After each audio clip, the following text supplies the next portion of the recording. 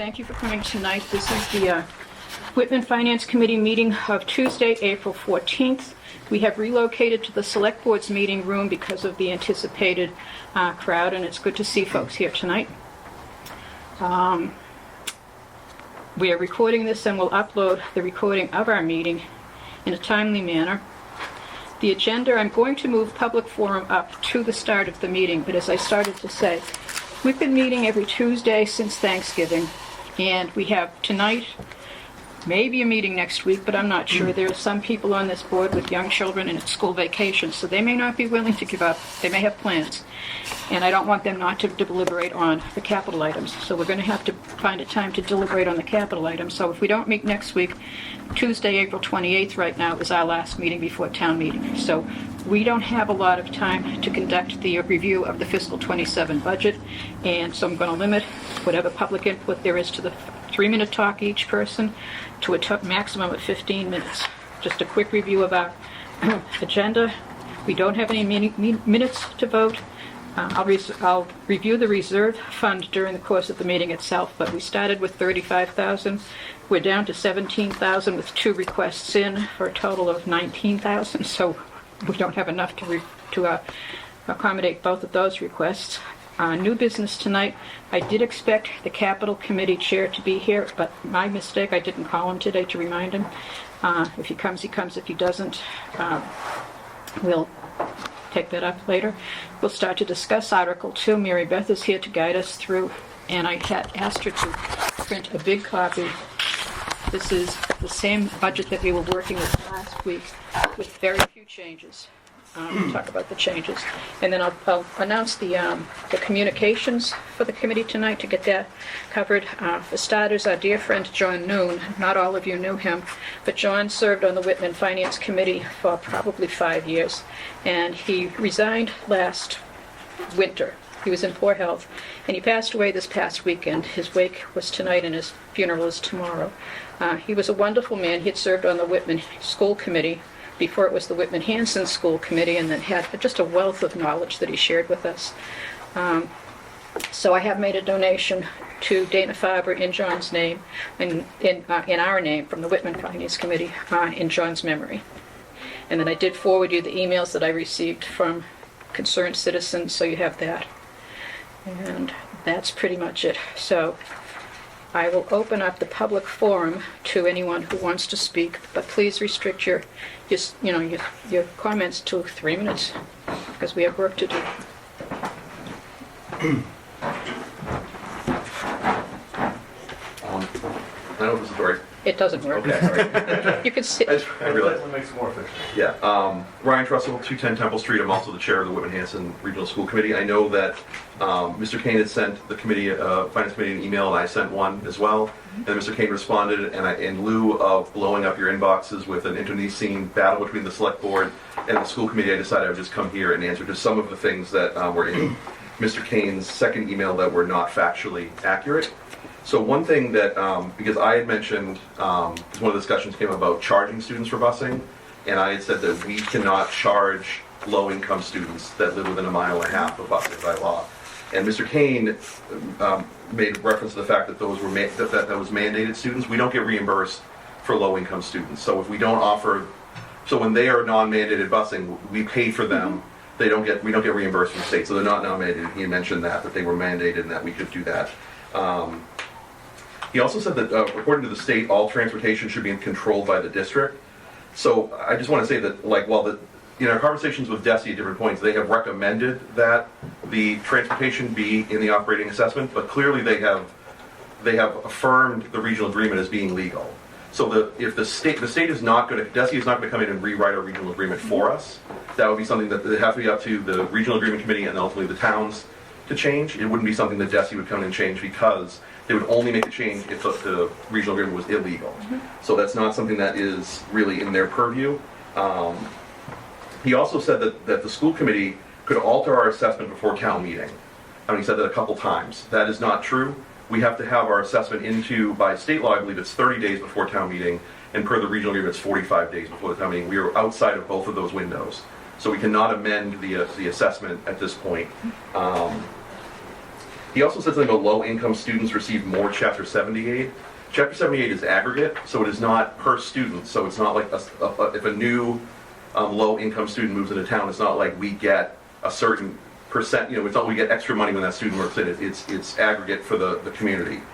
So when he said something about, well, that we take the money that the low-income students get in Chapter 78 and use it towards transportation, it's aggregate for the whole community, not for individual students. And then he also said that this is that we should vote that people should vote to eliminate nominated busing, to send a message to the school committee and to the town of Hanson. And I just think, and this is just me, maybe this is too much Frank Capra growing up, but my belief is that municipal appropriation should be about providing services to communities and deciding what services are necessary, what services are affordable for the community, but not to send a message. And I think that that is something. Dr. Marcus is here, and I know that later on I have to run to the Duval PTO meeting because I'm scheduled there tonight, but I know that he has handouts of some of the concerns that we have about canceling nominated busing that I know that he will talk about, but I just think that I wanted to voice that I just feel like if you're going to decide not to support nominated busing, I think it should be based on those two elements. If it's whether it's something the town can afford or whether it's a service that you think is valuable. Mm-hmm. We obviously think that it's very valuable. It's a public safety issue, and I think that it is, and it's an educational issue. I think that therefore I would encourage you please to recommend the nominated busing line item. I just don't think that it's appropriate to use it as a political tool to get at another town or to get at another board. So I just wanted to say that. And thank you very much I know you guys have been here every week, and it's you guys meet more than the school committee does, which is saying something. So I really appreciate all the work you guys do, and thank you for hearing me. Thank you. Okay. Sean? And there's no camera, so when I do this, it's like 30-second warning. No, I won't be too long. Okay. I really appreciate Mr. Tressel's feedback. It's funny, this particular issue is difficult because we're stuck in a difficult situation where we have to decide between services and how to balance a budget, and it's just such a difficult position for all boards to be in. There's no easy road, What's unique about this issue, I think, with non-mandated busing is it doesn't have to be all or nothing. Saying like, I think the regional agreement, as we read multiple times at multiple meetings, I believe that we should follow the regional agreement. The school committee decided that they did not want to fund non-mandated busing, and they wanted to give it to the towns the option to do so. And then we have the option to do so, and we talked about it. It's a difficult service to pull back on because there are certain aspects that are safety issues. We don't want kids coming down a major road that doesn't have a sidewalk. That would be foolish. We don't want to do that, obviously. So we want to be careful about getting rid of all of those services. That's not something I would advocate for. But at one, I don't think that's really what would happen. I think you could implement it in a way that is still safe, and kids who are beyond the half mile, whatever it is, could still walk, and it would be doable. I think when we look at the analysis in the big picture, transportation, we do subsidize Hanson right now. You look at the analysis in the way that you're just looking at non-mandated and mandated busing collectively together, we subsidize Hanson. And I think that's pretty clear. The problem is the way that we are billed for cost as opposed to the way we reimburse for non-mandated bus or mandated busing are two different things. So it's very difficult to make that connection. I believe strongly that we subsidize Hanson. And if this was to go to the school committee and ultimately Hanson got involved, we could make that clear. Unfortunately, we never really get to that level, so it's always, I mean, maybe send a message and I don't want to use kids as some sort of... Sean, you got a minute. I'm not going to stay here till 10 o'clock, honestly. No, you aren't, but I think as the liaison to the finance committee, I think I should be given some leeway, but I respect your time. I sent you my argument, so... and I appreciate it. I just end with, I don't want to use this as a way to hurt kids or to get back at Hanson. I truly believe that we can implement non-mandated busing in a way that is safe and more efficient, kick it back to the school committee, and they work it into the operating budget so they can work out those things. Okay, thank you. Okay, Rosemary, Thank you, Rosemary Hannah Hill, Fourth. same deal. This is a 1-minute warning. Thank you so much. Okay. Chair, I've been on this committee and I was probably one of the first to identify the inequities between the town. Can you hear me? Mm-hmm. Okay. And as you know, I was the first to say this is not done in a way that recognizes the aggregate. We're pulling it out of the aggregate within this portion. And I don't disagree with a lot of what Mr. King has said. But as my chair has pointed out, Mr. Trussell, is that ultimately it has to go down to services. We cannot be playing a game or gamble with children's safety. And additionally, if we think we're going to have savings when we've already committed this late in the game, this is something we needed to plan for, and we haven't. This was never appropriate to offer. We have played this gambling game with our regional agreement, pretending that it wasn't part of the assessment for many, many years. I don't know why it was allowed to split out. We were never allowed to actually do it differently. If one town turned it down, then the whole assessment went back. So it was a game, and it was presented to the public in an improper way a long time ago. We all know this at this point. I think it's been clear. So right now, the safety and well-being of children, honest conversations go on so that we can permanently fix this, should be the direction of this committee, if possible, because that is not a long-term thing. Stabilization can be used to correct that. This is 1 year situation, so consider that. Thank you so Okay, much. thank you, Rosemary. Anyone else? John? So, I just want to clarify, because I don't want to take up any more time. If I'm going to sort of be part of the conversation, then I'll do that. If it's just public comment, then I'll just do that. So, not sure. I'm not planning to invite, like you to come and educate us on, so this would be a good time to speak. Okay.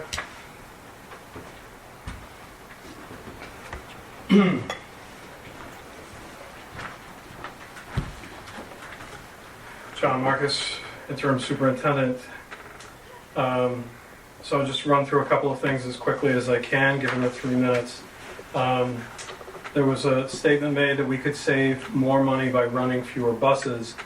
School committee policy EEAC says that bus routes shall be established through the district to provide the safest and most efficient transportation of students to the school. As the new superintendent, that is my job. So that's what I need to do. If somebody doesn't think that I'm doing a good enough job, well, let me know and I will fix it. Driving past children under 1.5 miles doesn't seem to be efficient or safe. If there were no buses, we would need more crossing guards. We went through this, we mentioned this the other day. We spent the last couple of days going through all of the intersections. We identified 9 potential intersections. Even if you cut that 9 in half, that's approximately $100,000. So that's not savings. Kids under 1.5 miles could just pay, is another false statement that we've heard. Whitman-Hanson Regional School District is not authorized to charge based on the regional agreement. You cannot go back and say we're going to charge because the regional agreement says you can't. So you keep saying that, and I keep saying the regional agreement gives us 2 options. Either the school district pays for it or the towns pay for it. That's it. Those are the 2 options. So go back and fix the regional agreement. I completely agree, as we've talked about over and over again. Next, we pay for public safety, right? So why are we not paying for children's public safety? Chief Hamlin was adamant that we keep the schools closed at the end of the snowstorm that week for safety reasons. So why now are we going against our collective focus on safety? Cutting non-mandated busing makes Whitman-Hanson Regional School District fund that $235,000. No, that's actually not accurate. to actually reduce Whitman's assessment by $235,000. The district would have to absorb that in the operational budget, so that $235,000 equates to about 60%, 60-40 of the overall cut. Therefore, that $235,000 is 60% of that overall cut, which would be $383,000. So what you're really asking the district to do is go back and cut $383,000, which is essentially RIF all non-professional status teachers, and then hire some back if we can. If you need Whitman-Hanson Regional School District to cut $200,000, then why didn't you just ask? Why didn't somebody come and pick up the phone and say, hey, Dr. Marcus, hey, Mr. Tressel, we're really in a bind and we need to work together. That's what we talked about 2 months ago when I started. When we came to before this committee and the select board, we talked about working together. Can we please do that? Can we please get together and figure this out? And finally, a 112 budget will lead to more state funding and would be okay temporarily. We would have to cut about $2.7 million over the course of the year before July 1st.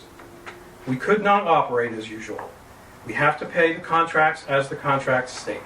So we would cut all non-essential staff, arts, athletics, you name it, would be gone. And the Chapter 70 funding formula is not going to change for 1 or 2 towns or a regional school district. The formula is the formula.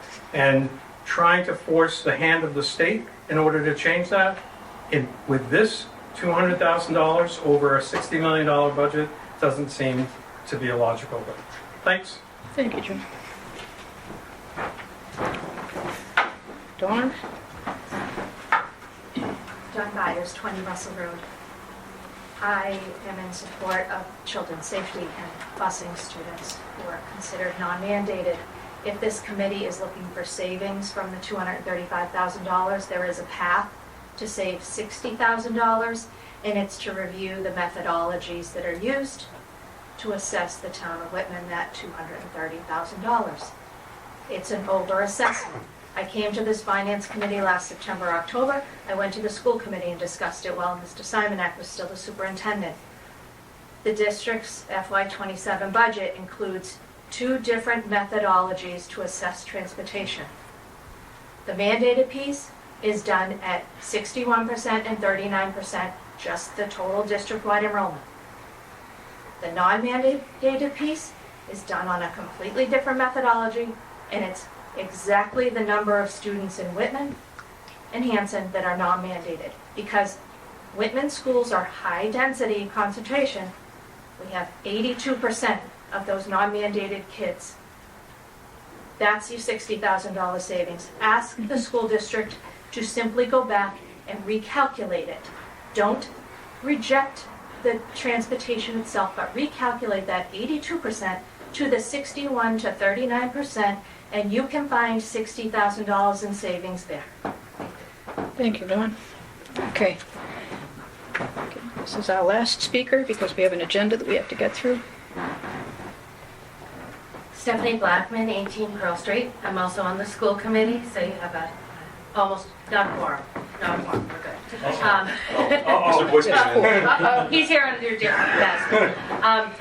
I just wanted to say that given the start times for our schools, there are a lot of kids who would be leaving in the pitch black a good chunk of the year, walking. We do not have great streetlights throughout a large portion of our district.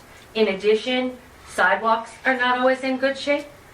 It is an absolute dangerous thing to have kids walking from, I live down by Washington Street and the center of town. My kids walking from there to Duval, they're old enough now they can, but there's no way. And the traffic that would be created by parents driving their kids would be abysmal. So I ask you to please understand the repercussions of not only the added crossing guards, but added police details for all the traffic, the impact on people getting to work on time, all of that is going to be impacted if this does not pass. And yes, I feel strongly that we should have rolled the non-mandated busing into our operational budget, but it's still the same numbers. It still would have been the same numbers regardless, and it would still be at the 5% that they originally told us we could use. So, thank you. Okay, thanks, Stephanie. Thank you, everyone. And we came in the 15 minutes, which is impressive, and I know it's annoying. But it is what it is. I'm the boss tonight, so you have to put up with me. We'll discuss it during our deliberations of the budget itself. And I don't expect to engage in a back and forth with people in the audience. I really don't. There's the 7 of us here tonight, and Mary Beth is going to sort of guide us through. And to your point, Dr. Marcus, this is the 4th iteration of a budget that Mary Beth has presented us, and the first 3 did not include eliminating non-mandated busing, so it's like, what are we supposed to do? We had an incredible outpouring at the select board meeting of people who didn't want the library to be closed. So now this is a different constituency that's being impacted, and they don't want the non-mandated busing. And I'm sure that if we had seriously considered the public safety override, making the funding of public safety contingent on an override, there would have been firefighters and police officers here. So it's beginning to educate in a way that's different the community. We don't have the money to do everything you want us to do. You want everything, but you don't want to pay for it. I'm not meaning you in the audience, you in Whitman. Do not want to pay for the services that you really want. So we can't squeeze blood from a stone. We'll do our best to come up with, we'll be deliberating tonight and hopefully voting. But really thank you all for the thoughtfulness that you've given to this issue. And you're welcome to stay, as long as you know that I'm not going to be taking input from, I'm really not. I've already lost my voice and I've just started the meeting. So thank you. And unless anyone else has something to contribute, we're going to go on to the agenda, which is Mr. Boyce, who is the chairman of the Capital Committee, is here tonight to discuss the capital items. Do you want to join us, Stephen? Sure. Thank you so much for coming.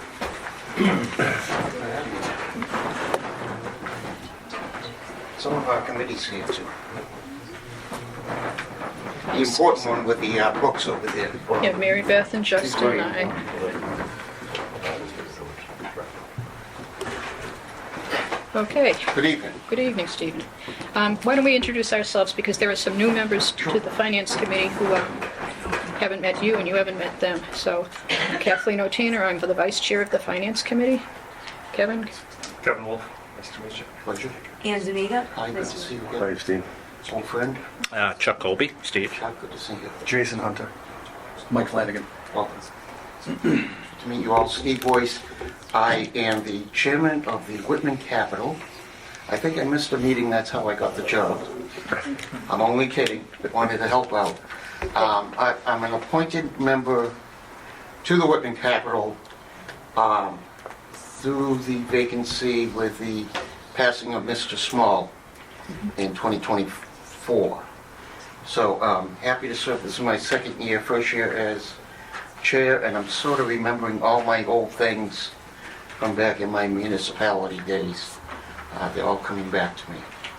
So thanks for having us this evening, folks. Okay. Do you want Mary Beth to handle the items, or do you have? Well, I mean, I don't mind if were there particular questions. I think what we try to do this year is, when we were very straightforward, there's a number of us, a few members that had resigned, a couple members that have resigned, one that has been away from us, but I think the core of us were able, including Kathleen, Mary Beth, myself, Todd DeCudo, Josh McNeil. Justin, thank you. I'm so sorry. You wore your blue hat tonight. Good job. Stephanie, No, Stephanie's not on Whitman Capital. oh, okay. We do have a new member, though, coming on. She called me and left me a voicemail this afternoon. I do want to welcome her and get back to her shortly. So that's exciting news. But when we started out, and we were meeting monthly, about the second or third week in, we're doing Wednesdays, quiet time around the town hall. We did have a Monday meeting this past week and a half ago. But what draw us in is the towns look at various things. And I think you've seen everything from a new fire station to a new fire engine, which is alone over $1.3 million, to other various articles. I'm also on the Whitman Hanson Regional School Committee, I think you know. And what I do chair that capital committee, capital and operations, and what we presented from Whitman Hanson was a full scale of wanting to redo the parking lots up at the high school, just 23, 24 years in service. We scaled that back to $114,000 Whitman price, not including obviously the $80,000 or something for Hanson. But the key there was we wanted to make it more manageable for many. And I say that because we could see during this whole parking lot, and we came up with the idea with these fancy pavers that really we didn't know how snow and ice, and then we get dumped on with the facility manager and everyone else in town with snow and ice like there was no tomorrow at the end of February with our blizzard. So it would have been a good test if we had a small portion of that sort of tile, but we didn't go with that direction. But the other things, it's not just the one item with Whitman Hanson, or if you've seen a fire truck or a firehouse that's needed. It's all the other pieces in between. And every single department member we met with, both chiefs, the DPW commissioner, DPW water and sewer superintendent, only one individual. We didn't need both sides of DPW. And they presented really well. And so it wasn't a matter of let's throw it all in the pot and see. Kind of it is. But more or less, and Mary Beth was excellent in directing us, and all the members really put in their 2 cents and did their homework. And I think what we came up with was a list that is workable, is doable, and there's other aspects in the monies that we cited within the articles. And I think Mary Beth can speak more to that side of the mention of the monies that are kind of going forward in other directions and not used for capital. So that's kind of our presentation and what we have as an overview of and a higher level of what's going on. We certainly know there's more to come. We certainly know there's other things that have been put on the the burner, not in a bad way. There were some things mentioned with the facility manager for the town, and we've got a change in things that include the Freon, or whatever you want to call it, within the HVAC, within the air conditioning. So, I mean, that's just another one of those pinnacle things, and you got to measure it and weigh it and see what works out best. I think we stayed within the framework of what the town's trying to accomplish this year. Okay, thanks, Jean. You're welcome. Mary Beth, do you want to take over, or do you want me? Well, I mean, it doesn't matter. I can run down the items. You can run down the items and the source of funding. Sure. Absolutely. And this, for my committee, the fund balance tab, not on this printout, this is just the budget, but the fund balance tab on the electronic copy of the budget that you have details all of the capital requests. It doesn't give you the background information. I'll supply that with you before we have to vote on it at some future date. And the funding source.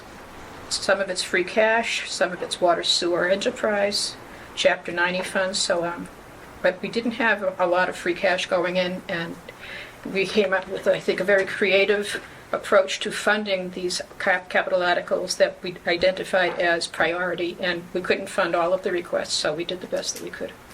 So with that, Mary Beth, if you could take over. Thank you. So, starting with our free cash balance, we had $1,050,313. We did spend in 4 articles in January some of that money for an unpaid bill for the fire department and some unpaid bills for the DPW. and then to settle the contracts for the police and fire. You'll see when you vote the warrant at your next meeting, there's a prior year bill. It's for an example for $760.63, which really is not a capital item. And then we have our three items that have to do with our fiscal policy for the capital stabilization fund, the money, $200,000 going into the Plymouth County retirement line, and then a total of $234,528.17 going into the budget coming in to the OPEB to actually help pay part of the OPEB. Is that 140 from free cash and the rest is coming from the OPEB savings account, for want of a better way to identify it? Like 288,000 from the OPEB? No, actually, that's money that we are going to, that's money coming into the budget that we're going to take from our OPEB stabilization fund, which has over $2 million. This money is the free cash to OPEB. This is the 140. 140, And yeah. then 10% of the money that we were going to put into the general stabilization fund, and that was 94 some odd thousand. That Okay. gave us that 230 number. It was 140,000 and 94,528.17. Oh, Then we barely get into the capital items. So the first capital item is Munis software, and I've been saying for years, along with the IT director, that our financial software is beyond end of life. We have SoftWrite, and it's really no longer, they're supporting it as far as our phone calls and whatnot, but they're not doing any upgrades to it. So we do want to move to Munis. So for that 200, we have 260,000 is an article on the warrant. 234,000 we're taking from capital stabilization fund, and then 26,000 we're taking from water and sewer, because a portion of the water and sewer enterprise is used, for the financial software. So the accountant did a calculation and said that we could put 26,000 of that cost to water sewer. The next article is the police department cruiser. Last year I think they had two. This year one. It's 84,000 for the cruiser. The police have duty firearms that they need this year. That's 26,000. And they also have an article for ballistic vests for a total of 28,500. The fire department had an article for 100,000 for fire department hoses that they need. Then let me just take a look here. So we have 96,105.17 that you'll see in the article at town meeting. The DPW building project had excess funds. We're leaving about 100,000 in there to finish up any residual bills. And then we took the difference and we did a calculation to see what portion went back to general fund, what portion was really owed to water sewer retained earnings. The bulk of it was owed to water sewer retained earnings. However, 96,105 could be used for general fund costs. So for the 100,000 for the hoses, we used the 96,105.17. That's a turn back from the DPW project, and then took the balance of the 100,000, the 3,894.83 from free cash. The DPW roads and sidewalks is 50,000, and that's coming out of free cash. Originally, Bruce Martin had put in 50 for sidewalks and 100 for roads, but with all the cuts, we cut that down to just 50 out of free cash. The DPW has the STIP project, and that's for the corridor at the east end. That's a $15 million project that we need to put money away for each year for several years. And so we're taking $200,214 from the overlay surplus. There was $225,000 that was turned back, and we used some of that at the January meeting. This is the balance that's left, $200,214, and then we used $19,786,000 out of free cash on that. And then Chapter 90, That's 509-428-89, and that will come out of the Chapter 90 proceeds that we receive. And then the Water Sewer Department had a few articles. One of them was a hydro excavation Vector truck. That's very expensive, $650,000. And the water sewer comes out of the water sewer enterprise, and they have a balance in their retained earnings there of $5,640,285. So the Vector truck was $650,000. They're also requesting a water sewer permanent generator for $45,000. Water and sewer Auburn Street, Commercial Street generators for $225,000. And a permanent control panel system, water and sewer, for $49,900. Those are all coming out of the water sewer retained earnings.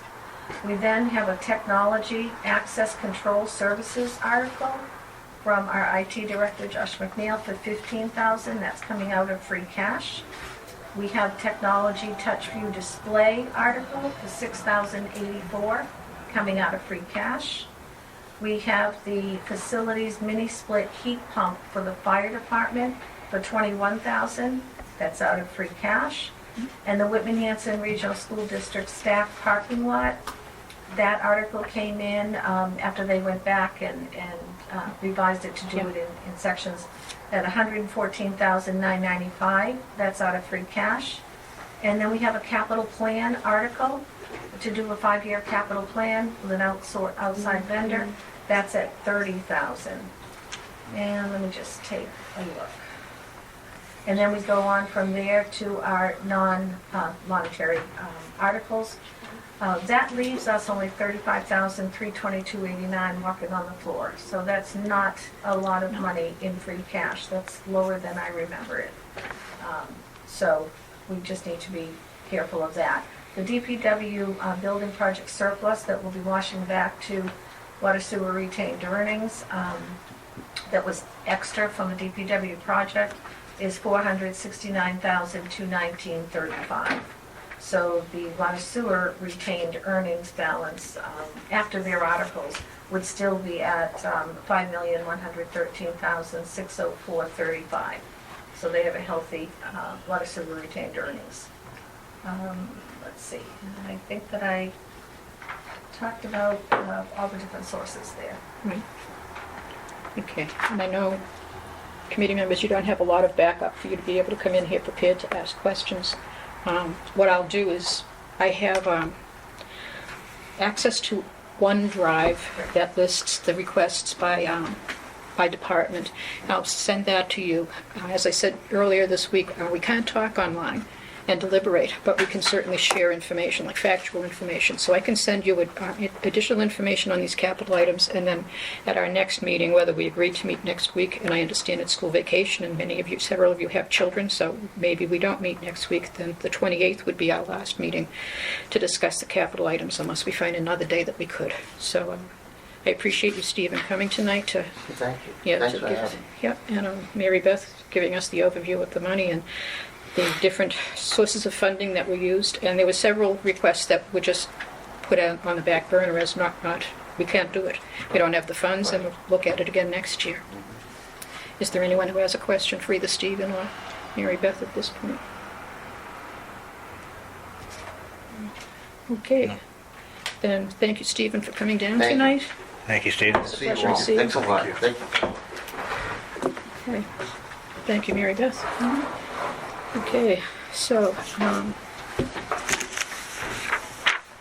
to the budget, and if I can veer off topic for just 1 minute, because I do have a factual question to ask the superintendent of schools. Dr. Marcus, can you tell me what, and this is not to put you on the spot, this is just, I should have emailed you, what's the reimbursement rate that you anticipate for the mandated busing? Calculating at 70% or 85%? No, we put in the budget at 80%. 80%. It could be as high as 85%. Okay. Thank you. You know what the difference is? 80% is 1.3 million, so 85 would be 1.4, maybe, not quite. Thank you. Thank you for that. So I will not go into my calculations because I didn't have that information, but by the time we come with a final decision, because I think if the reimbursement rate were higher, the charges to Whitman and Hanson would go down. The more money we get from the state, the less we have to pay. And then the non-mandated busing, I've been dealing with that for years on the regional agreement, so we may or may not be able to solve it tonight. So with that, we are now on to the main topic of tonight, which is the Article 2 budget. And as I said, Mary Beth printed out a physical copy of just Article 2, not the whole fund balance, revenue, local receipts, everything. The rest of the budget's online electronically.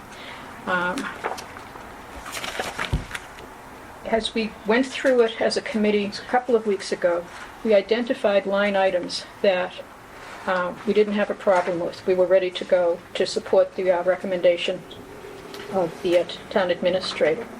I'm open to discussion on this one, but do you want to identify line items we want to discuss, circle them, and then just hold them for explanation? Kevin?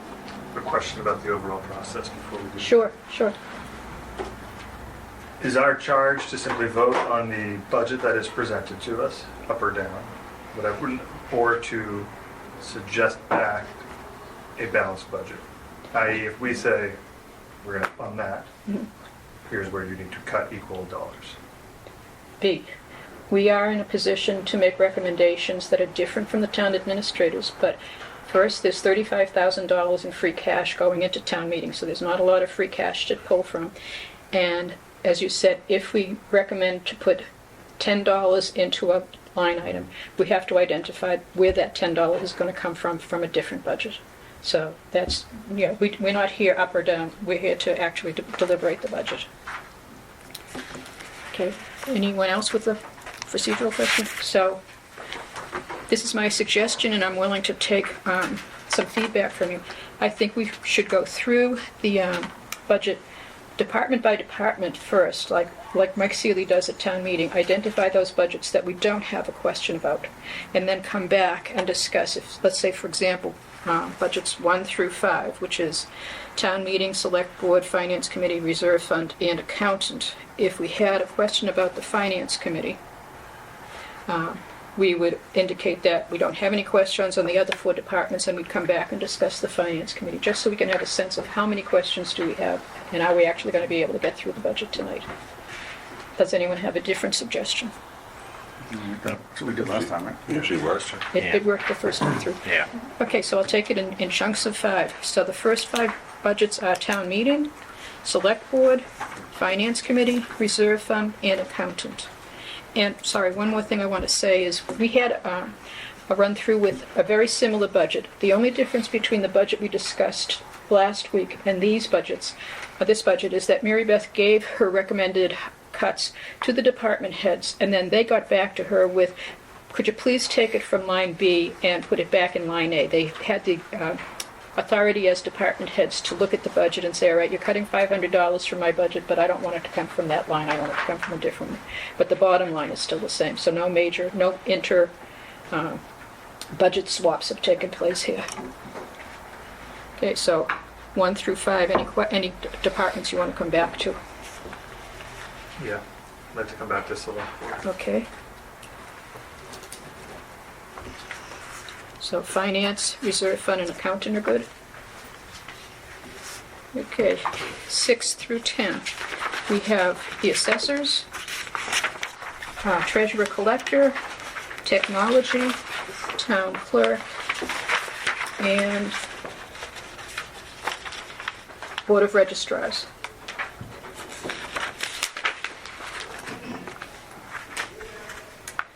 I want to come back to the town clerk.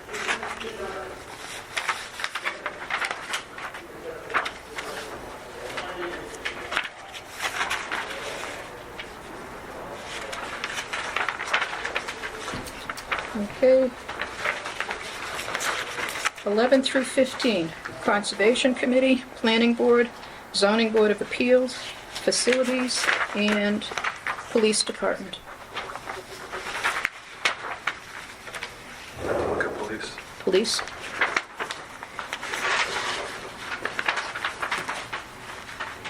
Facilities. Okay, facilities. think the other three are safe.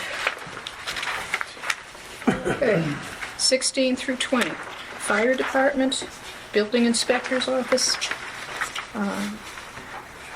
Sealer of Weights and Measures, Animal Control, and Vocational Education. Okay, Fire Department.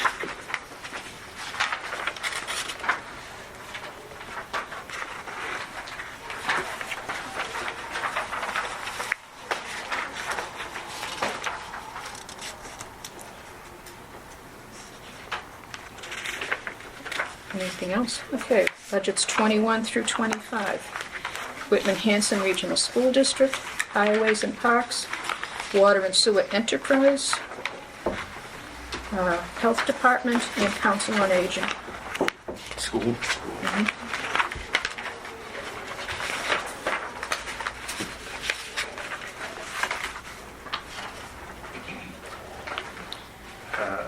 I'll put the highway and parks on there as well. Highway and Parks.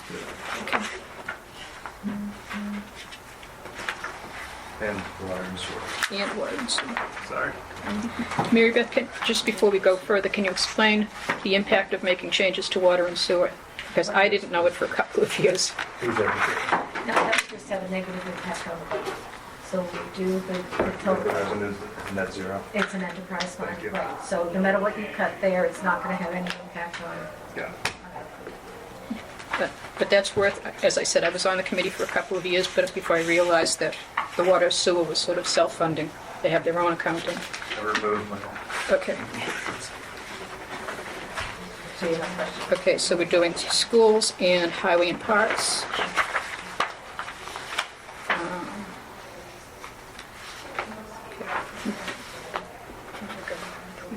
And then 26 through 30 is Veteran Services, Library, Recreation Department, Miscellaneous Community Services, and the Historical Commission. Like the library in response to the communication we received. Yes, okay.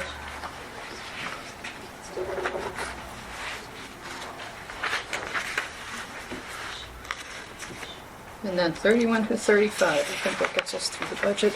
It's Capital Committee, Bylaw Study Committee, Debt Service, OPEB Trust Fund Contribution, and Townwide Expenses. Townwide expenses. Okay.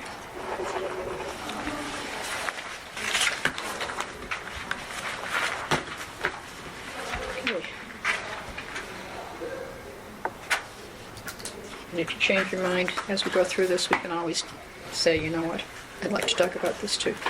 So from the notes that I've just taken, looks like we're going to start with the select board. Mayor, Catherine, sorry, Kevin. can I ask another question? Sure. We talked about that 35,000 in free cash, but that's dependent on all of those articles passing. Yes. As we think about a balanced budget as this committee, what's the charge there, right? Can we think about not, I realize this is two different votes, the capital and the article. Right. Two. But if we recommend not, some of the not capital, then perhaps we have more free cash to think about. Correct. So is it fair to put that on the table as we have our discussions? It's fair. I know that the Finance Committee actually two fiscal years ago proposed a balanced budget that funded capital items. We didn't eliminate any capital items, but we funded some capital items from capital stabilization when capital stabilization had more money, which freed up the free cash. So I know I've done it. I'm guilty of it myself, Kevin. So yes, we have taken money that was earmarked for capital items to free up free cash Thank you. for other purposes. Okay, so we'll start with the question on the select board's budget. Yeah, so, I mean, this gets to my first question. And not to jump around, but I did not feel comfortable voting no non-mandated busing. I hate that it's so simple, all or nothing, and I think that circumstances being different, there was a better resolution to reach here. But I do not feel comfortable recommending cutting that as it stands. And I realize that we can't recommend anything else really to either cut it or keep it. So I'm looking at everything else to make up that money.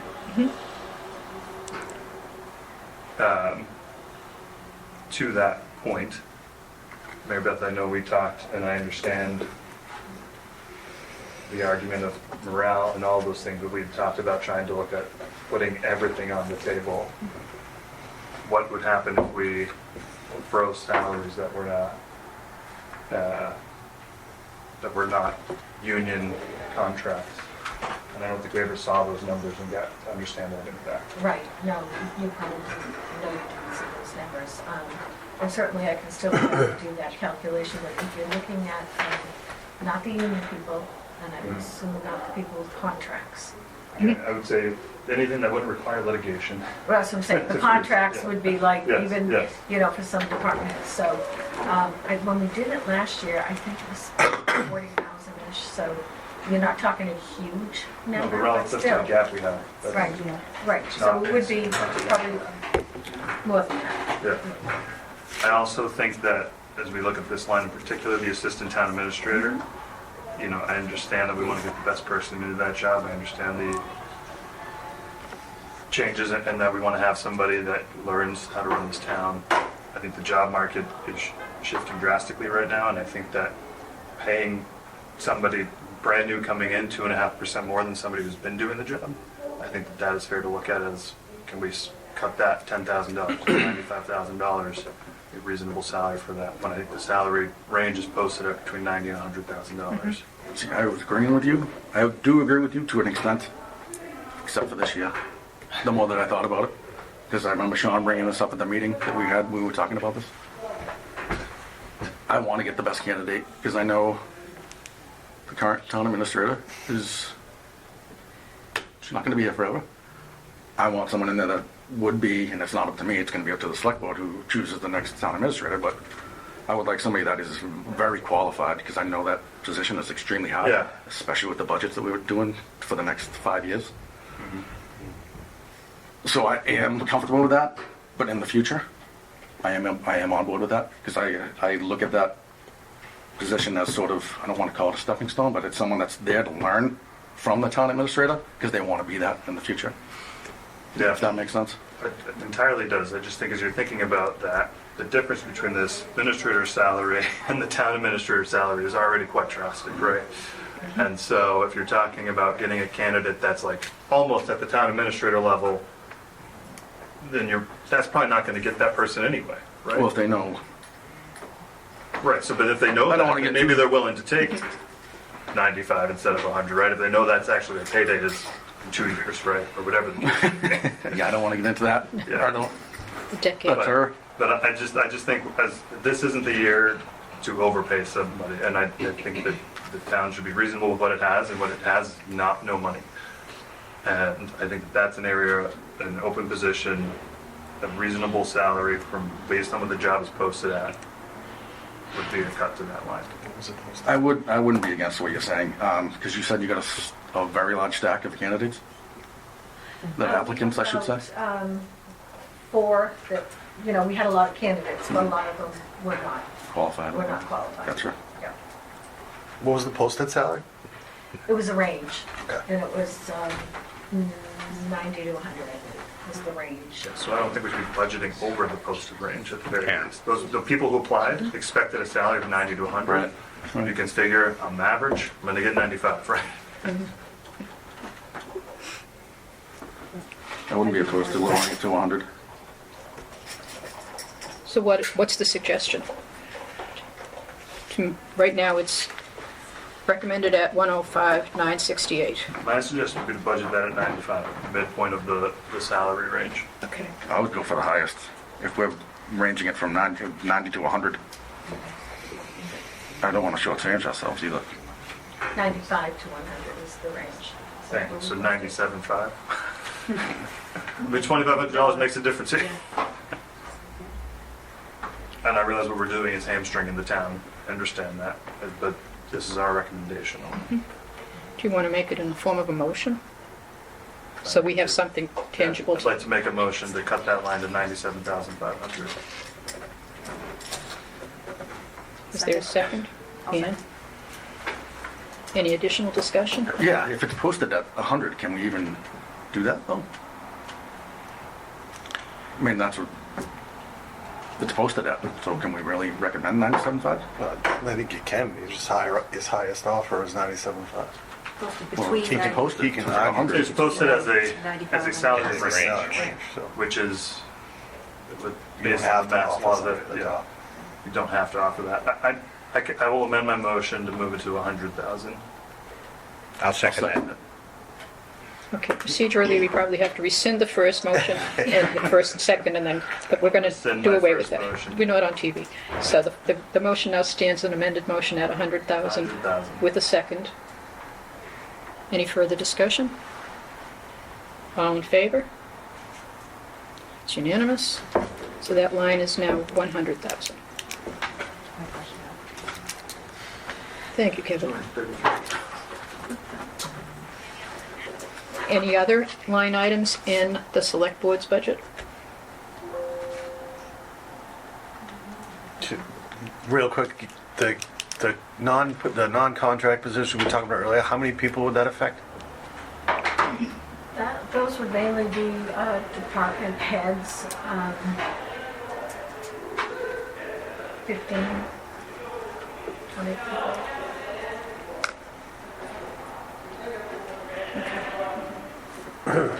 Spread out across the entire budget.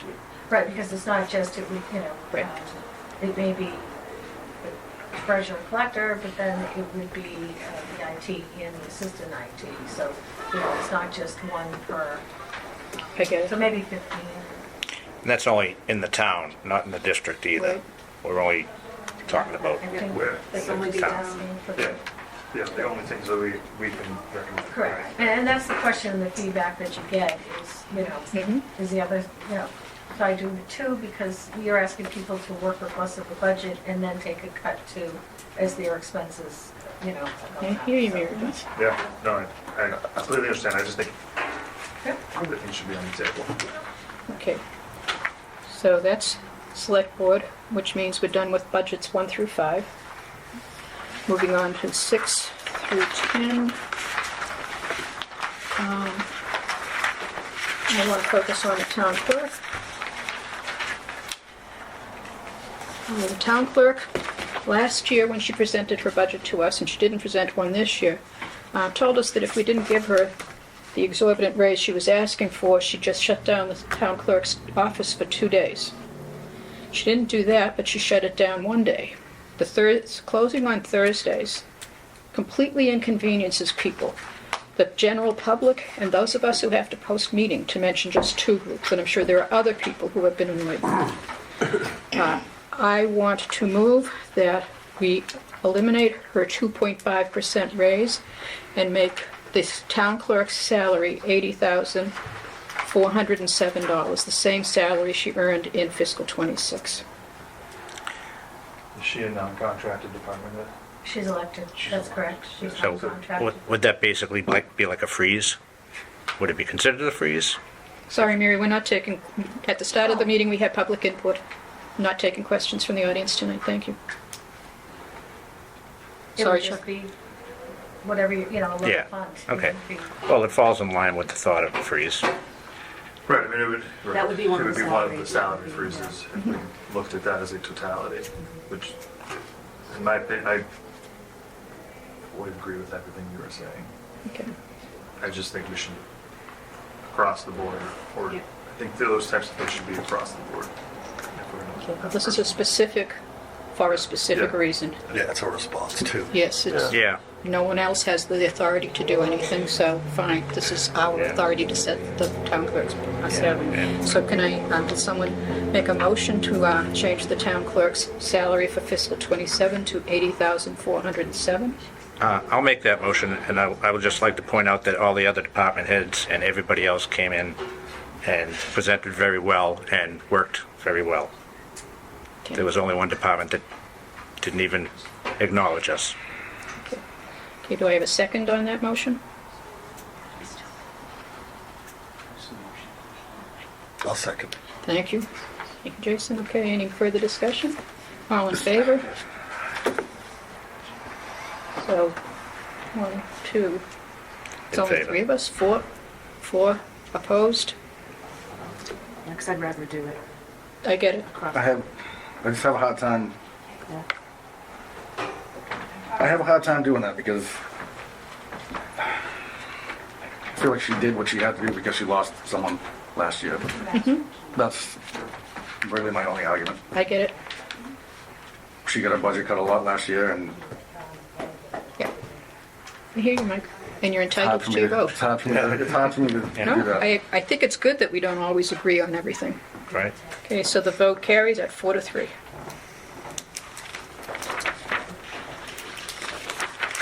The next budget, so that's, we've got 1 through 10. So 11 through 15, the first budget questions is number 14, facilities.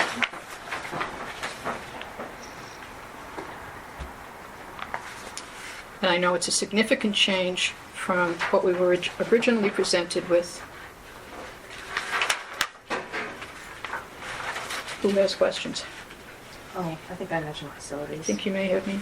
So I know that, looks like this got moved around a bit. So I think previously it was actually, let's see, oh no, we did, I'm not sure if this has changed a little bit from last time, but I know that we're dropping the facilities manager down to, and I think I just had a general concern that if the facilities department was taking on more, the work that other departments were in their, under their purview, how this department will be able to absorb these cuts. Mary Beth, can you give us an overview of the thinking that's going into reconstruct me? Sure. So this is a department that was part-time at about $13,000 a few years ago, and it did go to full-time, but this is a department that we feel can be, scaled back. It's still staying as a full-time, therefore, because it's still staying as full-time, there's some duties that can be done that we were outsourcing along with the facilities on this, the facilities piece. And you got alignment with the department head on this budget? Yep, there were some discussions as far as the department head, that it's a personnel matter, so I can't really Yeah, discuss sure. much. Okay. Yep. Okay. Thanks.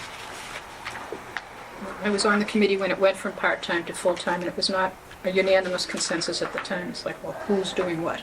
And so the recommendation of the town administrator is what's here on the paper.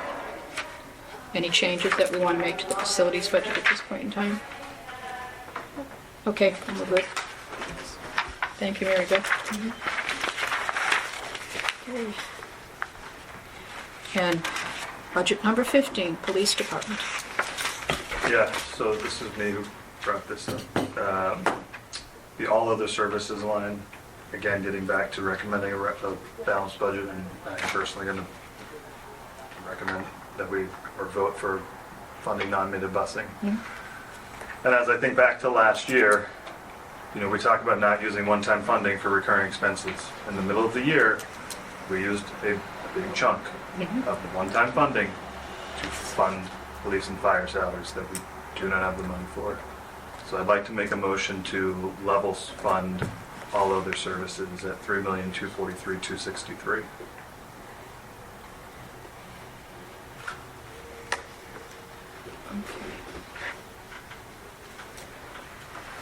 Is there a second? Kathleen, could I say something or no? Yeah. Pardon me? Could I say something? As soon as I get a second. Okay. Has someone seconded that motion? I'll second it for discussion. Okay, thank you, Chuck. Yeah, Mary Beth? Well, to level fund that department, that wouldn't account for the contracts that they just. So I'm not level funded the whole department, just the all of the services line. Right, but I mean, all of the Yeah. services is the whole union that they get paid out Yeah. of all their pay Yeah. and their overtime. So to level fund that would not, you Well, I think the know, overtime is where it would have to come from. When we look at when we looked at the overtime budget, if I recall correctly, there's more than 73,000 in there. I think it's 170,000. So you'd have to, well, the chief could decide where it comes from, but so I already had taken the budget and calculated the increases and then reduced it by 40,500 to come up with the number that you see there in the TA recommends column, to get it down to 3316. So if you're going to take it back another 70,000 on top of that, that's quite a cut for the one department. That's a lot. And there are hundreds of shifts that go unfilled Correct. as it is right now with the budget that are on. I Yeah. cannot see cutting that much kind of money from that department. yeah. Okay. I understand, completely understand that. And again, I think where I come back to with this is that we set ourselves up in the middle of this year to not be able to fully fund this budget this year. Kathleen, I have a comment.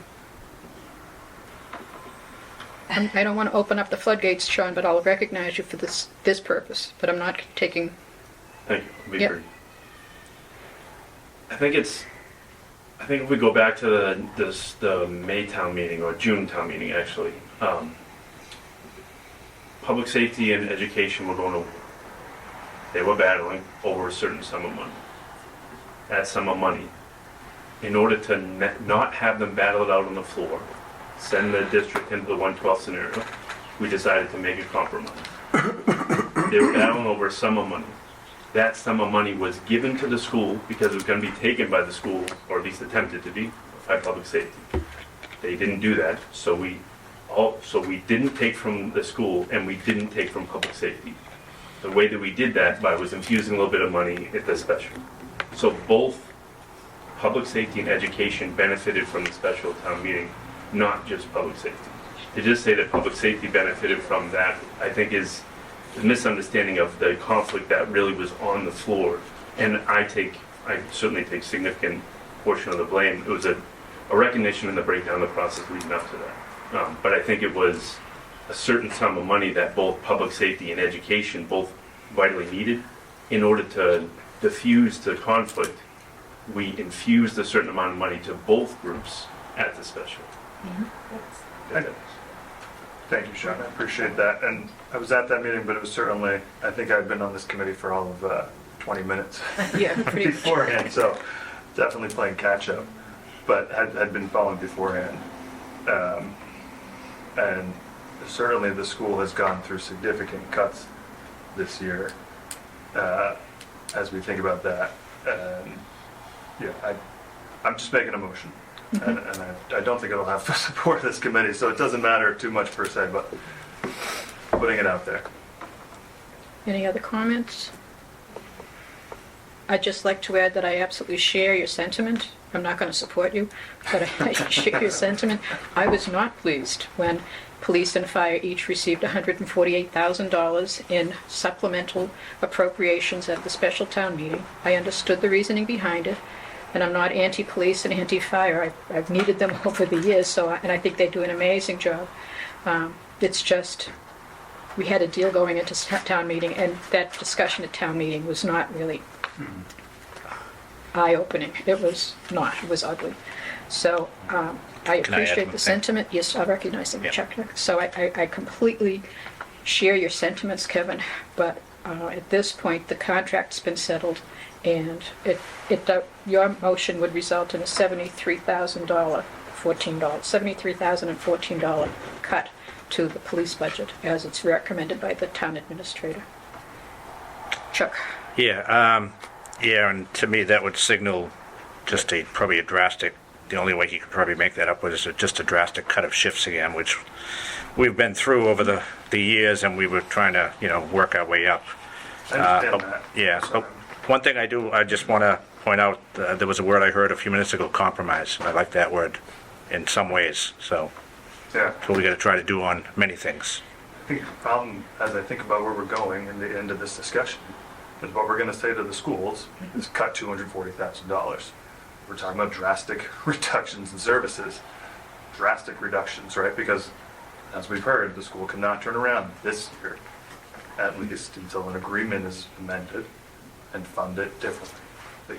They can't charge the families. So, I understand, I don't want to cut fire and police either. I would like to give them more money, right? But I think, as we think about what we're doing, yeah. Yeah, and totally understand your thought process too, because it went through my head too. Al? No, I just have to agree with you, Kathleen. Obviously, there was compromise. They've come down on their budget, and with the contracts that were just signed, we ran into a big problem. So, thank you. We're ready for a vote? All in favor of the motion to reduce, oh, sorry, Kevin. Oh, you're voting. Reduce that line item to $3,243,263. Please raise your hand. All opposed? And abstentions? Abstention. Okay, so it does not carry. I'd like to come back to this though after the end to see how much we maybe can cut, to see if there's something Sure. in between, Yep, right? okay. Like, Appreciate you know, that. instead of That's just chopping Yeah. off, Yeah. like, Yeah. you know, maybe there's something in between to compromise. They're already getting cut 40,000, right? Yeah. Well, they got cut from their ask. They're getting Right. No, they were 2.25% cut over. in order to balance this budget. Mary Beth had to come up with close to $500,000, $470,000 in cuts. And the police and the fire both took $40,500 in cuts, and DPW was $20,500. Each, right? Yes. Each. So each of them was cut. Well, just, I think when we use the word cut, just what are we cutting, right? No, From just- last year, everybody's going up. Police and fire are going up. Yes. And school is certainly as well. Yes. Quite a bit. So, No, it was just, Mary Beth was told after the library outpouring of support for the library, that clearly was not going to be the way to Right. balance the budget. That was a $475,000 deficit. She had to come up with another source of the 400, and so the police and the fire and the DPW essentially contribute $100,000 to that $475,000 gap. Okay, so, but thank you, and clearly our sympathies are with you. And I have a sense we're going to be revisiting another department as we proceed. So, moving on to 16 through 20, and the only budget that we're discussing, if I kept correct notes, is the fire department. so I'll just make a note that we come back to look at this as we go through again, to see if we are able to close a gap somewhere else and we end up a smaller amount off. Is this another one that could be on a second, third, fourth, whatever we want to call it, look So at that line? those comments are regarding the fire department? Yes. Okay. So similar that you, all other services is where you want to discuss it. Okay, so we've gotten through the first 20 budgets. And now we're on to budget 21. 21 through 25, questions on Whitman Hanson Regional School District, highways and parks, and that's it.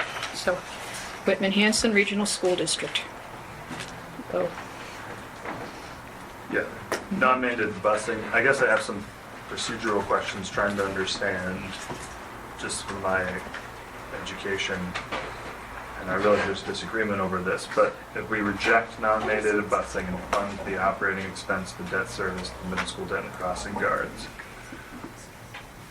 is the school committee allowed to come back to the town with a re-proposed assessment of non-mandated busing? I believe the answer is yes, but we have the expert here with us. John? I don't want to call myself the expert yet. Okay. Yes, if any portion of the district budget is rejected, the entire budget is considered rejected, and therefore it goes back to the school committee to reconsider the assessment. And that new assessment would then require another special town meeting to approve? Yes. Yeah. We did it one year. When Hanson, we voted in 2025, fiscal '25, Whitman fully funded the school assessment. Hanson did not. And we did not have to have a special town meeting because we funded it, but Hanson did. And they eventually agreed to the original assessment. So we've been partway through the process of what if one or both towns rejects the school budget. Catherine? And just Stephen. quickly, so for knowledge, we do not have to vote a reassessment. We can stay with our assessment. Sure. No, I understand that. Yeah, the school Yep. committee can make that choice, but they could choose to reassess a different amount. Thank you. All right, I'd like to talk about this for a minute. What's that, Mike? The non-mandated busing, I'd like to talk about it for a minute. Okay. I grew up in Whitman. I went to school in Whitman. I'm not sure how many more people around here did. Well, Jason did. I walked to school. I went to Regal Street at the time. It's now Duval. My friends walked there. My friends walked to Whitman Middle School. Now walk to the high school. I don't see a big deal. I mean, I don't want to say a big deal, but if I could do it, I don't understand why we can't do it again. This has been going on for years. You've been spearheading it with a few others from town. The school has known about this and known that we have concerns about this for years. It bothers me. The school committee hasn't put this in their operating budget yet, when they know for years that we had concerns about this. So in my opinion, I don't think this should be a huge surprise. I don't want to drop it down to zero. I would have liked to have seen the school committee put this in the operating budget, and it could have been split the way that the operating budget is now, and it would have saved Whitman money. This has been discussed for 7 years. And I hear you when you say they're not going to have enough time to figure this out. I don't think there's ever going to be a right time. The time, for me, the time is now. Sorry. We're hurting for our budget. I have one question. Do you guys have like a free cash account like the town does? It's depleted. Okay. 'Cause Dr. I was wondering, Marcus? maybe you guys could get up with $100,000 from that, but That's why we ended up in the problem we ended up in, because all the elasticity in our accounts were depleted, because we used the EMD the year before and the year before. There has to be a responsible process for funding education, which you haven't had. You start with that budget, you don't leave it on the end, and you stop putting all the risk in the schools. That's really how you've been budgeting. So yeah. that So I would is the rather process. this be in the operating budget, and I think that would fix a lot of people's Try. arguments on the Whitman side. We don't, if I may, Yes. I don't disagree with you. Yeah. We don't. You go on the school committee, you guys can make that motion. I'm not on the school I know you, but there are people here that are on the, I did. that you can make that motion to put it in when you guys are doing the budget. I did. I was I the don't one who remember. did it. I don't remember you making that one. I watch it. You may have. I didn't see Are you that. kidding? All right. No. I didn't notice it, and I was hoping that someone was happened? going It to shut do down? that. But I Didn't get argued it 7 votes. aggressively. Didn't get 7 votes. okay. Yeah, I agree. Having worked on this, not only as a finance committee member, but a member of the finance committee representative to the regional agreement amendment committee for that committee for at least 5 years. I was ignored by the chair my first 2 years, and then the next few years, at least I was able to bring my concerns about transportation up, but it never went anywhere. It's very frustrating. I actually think that the language in the existing agreement allows the assessment to be calculated as an operating expense. There's the convoluted language that is in the 2018 attempt to amend the agreement, which was not accepted by the towns. That introduced that language of, and each town will be billed for the children, so we're paying 82% and Hanson's paying 18% of the non-mandated busing, and we are paying 60.87%, and Hanson is paying 39.13% of the mandated busing. And if you look at the cost of busing, the total cost of busing, it's close to 50-50. In terms of our kids, mandated plus non-mandated, Hanson's kids, mandated plus non-mandated, it's 50-50. So 60-20 or 60-40 is a bargain for Hanson. We'd be paying 10% more than we are incurring. Do you want to make a motion? I'd like to say one more thing. I live on the street where the school is, and it's slant. But my other, like, how do we know that these parents that are dropping the kids off aren't already in that 1.5 mile percentage? There are 1,100 students who are under 1.5 miles. There is a walker zone that has been established somewhere around 3/4 of a mile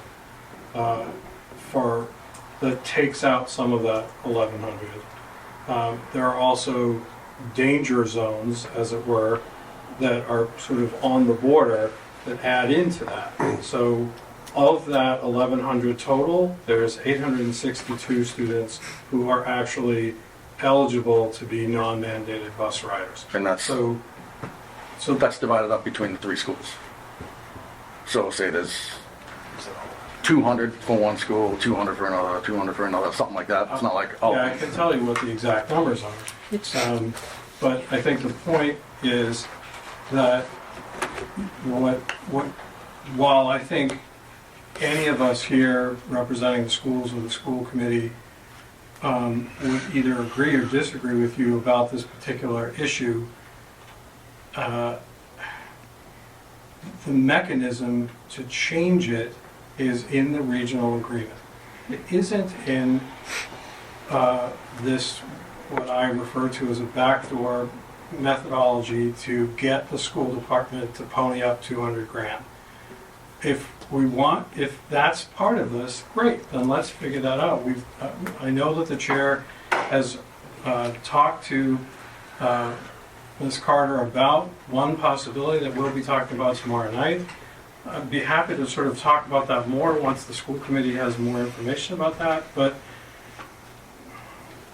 what you're deciding to do is,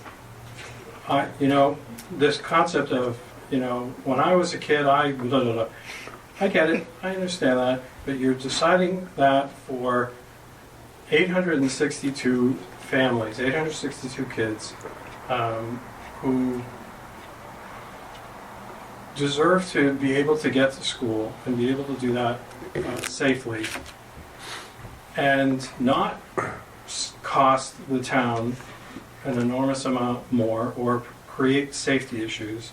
So there's another way to do this. No, I get it, and I didn't mean to bring it in public discussion. No. I didn't mean to bring it in public discussion, but yeah, no, I don't want to. I get it. There's an element here that's not being included. What, Rosemary? I'm so sorry. The element is, when you guys were kids, it wasn't regionalized. Okay, that's, totally. I So don't disagree with you. yeah, But we it's legally 8 have to o'clock do and we things still have to get through this budget. Yeah. And there are still committee members who haven't commented yet. And I have something that I want to contribute, but is there anyone else who wants to talk? Al? Just briefly, I live on Forest Street. It's a busy school district in the morning. He lives by the middle school, and Sean, you live right across the street from me, so it's really busy. In the 4 years my kids went through elementary all the way up, as we grew up, we'd have 20 kids at the location. You look at half these buses, half of them are not even half full. At the end of the street of Forest Street, there was probably 3 or 4 people getting on that bus. How many stops they were doing. My son went on there a couple of times, and there was probably 10 kids on there, the whole bus, and that's a route. That's expensive. Not that I'm not. We got to look at the busing situation. The money's got to come from somewhere, And Rosemary, you said you put that up for a vote before. I was the one who identified it. I know. To You begin with. did. Well, I have been fighting this for 10 years. I'm just bringing that up. It was shot down, correct? So we have to look at that. I was shot down on the agreement committee with Kathy. Yeah. I was ignored by the chair there. The same thing. So, yeah. So To clarify, if I may. Yes, yeah. Just, you're conflating a couple of things. You're saying, well, there's not a lot of kids on the bus, and so we could do better. I said that from the very beginning. Yeah. We could save more money by running fewer buses. Sure. I get it. That's my job. Yeah. That has nothing to do with not funding non-mandated. transportation. Right, cool. What you're doing by not funding non-mandated bus transportation is simply taking it away from those 862 kids, period. If you think that we need to do a better job getting more kids on a bus and making that more efficient and not cost us much money, that has nothing to do with this. Right. So make Kathy, the how long have you been superintendent talking about this? 7 years. 7 years, I don't know, maybe 6 years, the same thing. We've been talking about it, and then the reduction is somehow gets reduced every year. Okay. Chuck, you wanted to? Yeah, I just quick, I'm not going to go over, we're all pretty much in there. I was just curious, Kevin had said, I think Kevin had mentioned he was working on, he had some ideas, some compromises on maybe some ways to work it. And Well- I was interested just to hear what I mean- that might be. I Okay. think that, thanks Chuck, I think we have to be realistic about what the outcome of this is, right? And to the superintendent's point, all that's on the table for us to decide is, are we funding non-mandated busing or not? That is it. Yes, we think we should fund it. No, we think we shouldn't. If we think we shouldn't, we have to understand that there are ramifications of that. That the school cannot turn around and fund it or charge for it. That if they choose to do it, that's going to come out of their budget. So we're essentially cutting their operating assessment and saying cut positions. Yeah. Or we don't think non-mandated busing is needed in this town for this year at least, and all those kids are going to have to walk. If all those kids are going to have to walk, we also are going to have to reasonably figure in 6 figures at least somewhere else in the budget then, or go to a 1/12 budget when the school district says, here's your assessment, take it or leave it, and we say no, right? So I think that we need to think about if this year we're saying non-mandated busing is not a priority for the town, or is the priority that we decide we can cut to, it is where we think we can cut, then we need to have some funding available to offset the cost. Whether that's crossing guards, whether that's taking the kids that are 1.5 miles to 2 miles and busing them, I don't know, but we need to be prepared to offset those costs. And if there's free cash that we can use to do that, that's great. And I understand that, again, there's lots of procedural hurdles that I don't understand fully. And that, we'd probably be out of line to jump ahead and make agreements on things because we understand how agreements that jump out of line go, right? Yep. I just think that we need to think this isn't a $237,000 or 200 whatever it is, $235,000 savings. I And so, completely agree. at the very least, we need to think about where's the other half of that money coming from. I completely agree with you in terms of it's not going to save us the 235 because we'll have to have more crossing guards, minimum. What I'd like to do, I've done this before, so I'd like to read what I believe is the language in the regional agreement that dictates how transportation should be assessed. The only agreement that is in place is the 1992 agreement, plus the 2020 agreement that introduced the statutory method. It has nothing to do with transportation. The 1992 regional agreement, Section 5 transportation reads, "School transportation shall be provided by the regional school district, and the cost thereof shall be apportioned to the member towns as an operating expense." Period. The regional school committee shall determine on an annual basis whether or not non-mandated busing will be paid for by the regional school district. If not, the regional committee decides not to provide. If the regional committee decides not to provide non-mandated busing, an article will be presented to the selectman's office of each town for approval by the voters. There's nothing in there that talks about a two-tiered system of apportioning mandated busing as an operating cost and non-mandated busing as a you pay for what your kids are taking. So I would like to suggest to you, Dr. Marcus, and I think you've done an amazing job rescuing this school district from a horrible situation. Recalculate the cost of transportation as an operating cost, which it explicitly states in the valid regional agreement. And this is not trying to go backdoor. This is like saying when we amended the regional agreement to introduce statutory method, we didn't have to. In 2007, DESE said, statutory method is the method you will use unless you vote to use. And the school committee never voted to use the other method. But we went along with it, and we had a compromise for a year to half pay for Hanson's transition to statutory. And I know they're still angry about it, but I'm angry that Whitman paid about $5 million of their assessment all those years. So we can all be angry, or we can get over it. So I think the transportation, and I did do the calculations, what would happen if we shifted the calculation of the non-mandated busing to operating cost, and it would result in $59,057 being taken from Whitman's assessment and put onto Hanson's assessment, because that would be the 60.87%, 39.13% split of non-mandated costs. And I agree with Kevin that the $235,000 cut to non-mandated busing isn't going to save us $235,000. It's going to cost us at least, this is a back of the envelope calculation, $100,000 in new crossing guards. So if we're not going to save $235,000. If you could bring up with your committee the calculation of transportation costs, because I've disagreed with the calculation for years. So, if I may. Yes. A couple things. First of all, along with the approximately $100,000 in crossing guards, you're also looking at $100,000 potential loss because of the kids who can't pay. So if we turn around and somehow we're able to charge and all that stuff, there's another cost that's embedded there too. It's not in our purview at this point because we can't charge, but it's another thing that folks are confusing, and that you'll get 235 minus whatever. The second thing is, as we talked about, there's the possibility, and we have to discuss this at school committee, about a private vendor paying for the capital article that we put forward. So if we can make that happen, and if the committee agrees with that, then that essentially does the same thing as taking away non-mandated busing. So let's see if we can come up with something like that rather than taking something away from kids. Somebody educate me on what that is.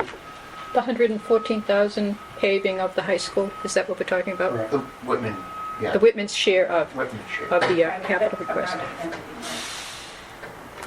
So, Mary Beth? No, and I did have that discussion with Ryan Tressel. He did mention that the other day. We talked about that. That's one-time money, so just keep that in mind. It would be free cash that Okay. we infuse in. But, Nope, I get it. Ian? Totally get this. I didn't walk to school. I didn't grow up in Whitman. No, I'm not going to give you any of these little stories. It's okay, we welcome you Whatever. anyway. Yeah, I've been here 25 years. So to me, I mean, it's just a math problem, right? So when we're looking at these different line items, and this is a separate line item. It's not rolled in the operate, so why not cut it, right? Lots of arguments against cutting it, right? It's not as simple. Non-mandated busing is, it's not mandated, but it's certainly important, right? So I don't think it's hard, just cutting it off, like just cutting out an entire department, right? It's doesn't, the costs don't add up to just cutting the line item. But I think, like, moving forward, we need to be better about communicating upfront, making sure that we understand these gaps. And if something is really that critical to the operation of the school district, put it in the operating budget so it's not broken out. So we truly vote on this one particular operating expense and not having a separate line item that implies that it's separate from the operating expense. That's just me looking at this. So that's what I would just recommend. Procedurally, Rosemary? thank you. Procedurally, there is no mechanism in the law that allows us to vote a new budget after it's been sent to you. It has to be rejected and come back. So understand, even if we talk, there's no mechanism for us to send it back to you without a rejection. Okay. This one line item probably deserved a meeting all by itself, similar to the library. But it doesn't. We don't have the time. Sean? Sorry, quick question. Well, actually, two quick things. One, I think as you make this decision, you should be thinking not just in this year, but in the 5 years that we're going to have to wrestle with this. And two, in the first budget presentation, it was $50,000 less than what they're currently asking for. What's the rationale behind that? Why was the initial figure 185 and it changed to 235? We hadn't done the math in order to figure out what the exact numbers were at that point. So remember that when we first presented the budget, we had a pretend business manager. And it wasn't until after we hired somebody with actual skill that we were able to go back and do the statutory method, do all the calculations, and do it correctly so that the numbers came out the way they did. To a point made earlier, all it did was shift 235. It shifted that 50 from the operational side to the non-mandated side. It didn't really change the overall assessment. It was just a shift in where the money showed up based on the calculations that we have to go through using the statutory method per Mass General laws and the regional agreement. Okay, time to move on from this. I'm not sure how we're going to move on from this. Do we even have a motion? We don't. Is someone inclined to make, I don't care what the motion is, and then we can vote it up or down, to, we're all troubled by the 235. We're all troubled by the, I am at least, shouldn't speak for everyone, but what's been going on as chair, I don't think I can. I'll have to hand it over to Chuck. I'm not chairing it. I will make the motion. I want to move that we table the 235,440, that we don't accept it, but it's too big a change to make that decision tonight. Unlike the other decisions that we've made, this is a game changer for the schools, a game changer for the children. I can't imagine the elementary school children crossing the railroad tracks. I just can't even picture it. And yet, that's what they'll be doing. I can't imagine the children, and I do have the letter from Karen Villanueva, your transportation coordinator, from 2 years ago, where she identifies all of the children, all of the roads that will be affected. And I think it's great to have kids walk. I think in the future there should be some attention paid to a program that Ms. Byers had suggested, Safe Routes to School. I'm sure it's got a different name, but that would increase the safety, enhance the safety by making sure that the sidewalks were safe.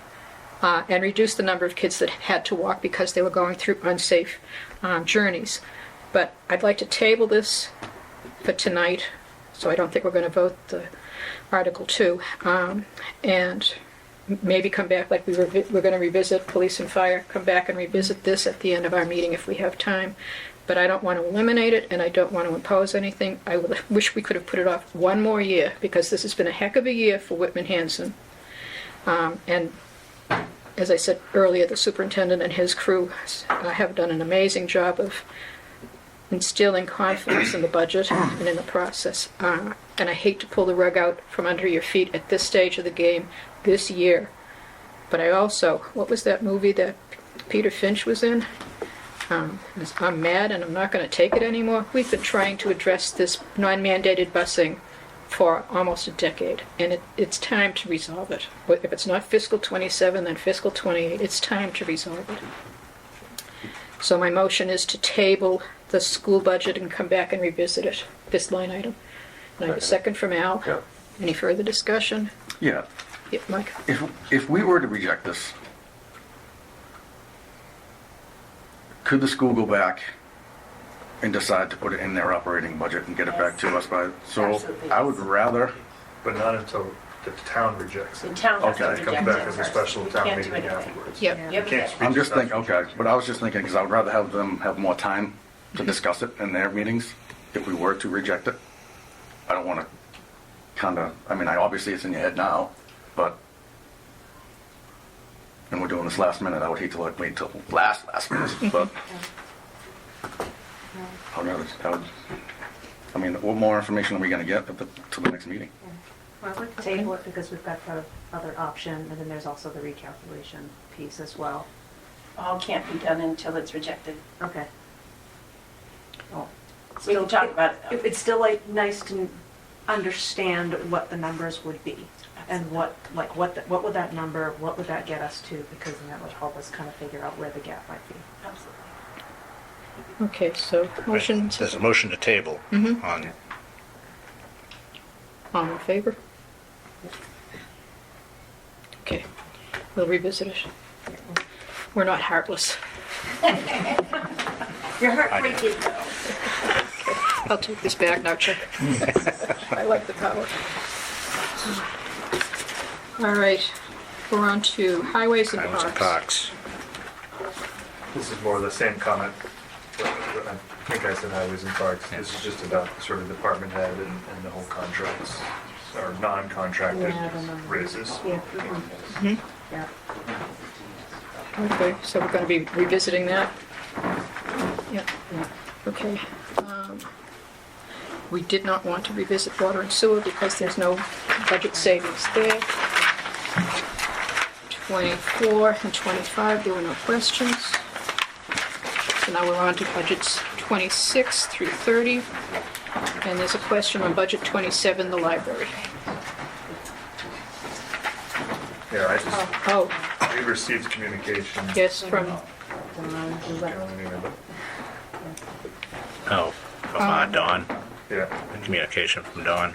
Kathy, would you mind getting Dawn and see if she wants to stay? Dawn Byers, if she still wants to, just because this addresses an email. Thank you. If she doesn't, that's fine. Did you get the copy of the questioning the validity of using the Bruno The trust. Guerrero Trust Fund? Yes, I did, and I sent that on to, and I spoke with town council about that. I took it out of the operating budget, so it's not being counted in the operating budget with Guerrero. It's outside, and it is a OCL, and it is a resource, so I had checked with the accountant's office when I put this budget together, not town council, and the accountant's office said it clearly fits the definition of a resource, and the Guerrero fund can be spent on resources. So I do have it with town council. They wanted the original trust document, which was exactly what Don had said, sent in the article. Right. The language was identical. He wanted to see if there was more in the actual trust document. Get it. But I pulled it, went through it, and forwarded that to him this afternoon. So I'll probably hear something tomorrow. I don't see that he's responded to me yet tonight on that article. So. She didn't want to come back. She said she'd be back in a minute. Oh, okay. I mean, to me, it lined up perfectly with, I thought it was very good use of the. I agree, yeah. I don't know how you consider another resource, right? To me, Absolutely. it seemed very much in line with, With the, I had read the library resources, multiply by 100 when you're part of that network. So right, yeah. Absolutely. I don't see any reason, I just wanted to address that since it was sent to us, and I thought it was Right. perfectly in line. Okay. And my question too on that is if we put that 30,000 back, we do need to cut from the library because we're trying to cut from all the departments. We know how that You've got goes. 30,000 in personnel and salaries, Very outdated. now you're back with less hours and back to a bad spot with Yeah. the library. Sean? Just quickly, it is one-time funds though, so we do want to be careful about that. It does run counter to our financial policies, so we should pause when we're thinking about doing that. And two, if you are asking to put a hold on public safety, DPW, police and fire, then you also put no hold. Again, my hold would be on any, what I'm asking for is to understand the impact of hold on any non-contracted. No, not that, but you said we're looking to make additional cuts from public safety and DPW, right? If they're not mandated. Yeah. Are you also looking at the library as well? I've not put that on there, but I think it would be fair to do that if that's, yeah, if we needed to cut 235,000, I think it'd be fair to look at the library. I can get you that, I will get you that in the morning, I'm just highlighting the figures now. Yeah. Any other questions on the library? Okay.